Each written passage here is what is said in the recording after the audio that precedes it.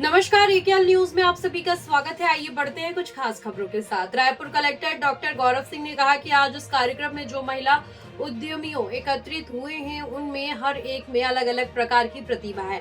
जरूरत है तो बस उन्हें दिशा देने की। उन्होंने आह्वान किया कि आप सारी महिला उद्यमी आपस में जुड़कर एक समूह बनाएं और एक ठोस प्रयास करें। इनमें से एक कोई उत्पाद बनाएंगे तो एक कोई दूसरा उसकी मार्केटिंग करे, एक चैन बनाकर अपने सपनों को दिशा देंगे। कलेक्टर ने सीहब के कार्यक्रम में महिला उद्यमियों को संबोधित कर रहे थे।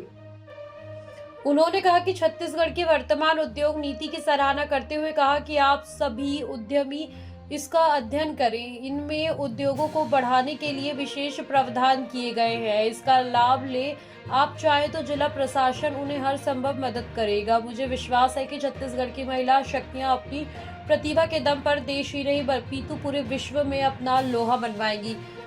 कार्यक्रम की महिला उद्यमियों ने उत्साह के साथ अपने अपने कार्य के बारे में बताया। किसी ने कहा कि वो इंटीरियर डेकोरेशन के लिए पेंटिंग समेत अन्य साज सज्जा की आपूर्ति करती हैं। इससे महिला कलाकारों को भी मदद मिलती है। किसी ने बताया कि वो महिला स्वास्थ्य के प्रति जागरूक करते रीयूजेबल सैनिटरी बनाती हैं। तो किसी ने आर्टिफिशियल ज्वेलरी मेकिंग के बारे में बताया। कलेक्टर ने कहा कि प्रदेश में कला की अतुलनीय प्रतिभा है। यहाँ पर प्राकृतिक संसाधन भी है जिन पर आधारित कुछ स्थानीय महिला उद्यमी उत्पाद बनाती हैं।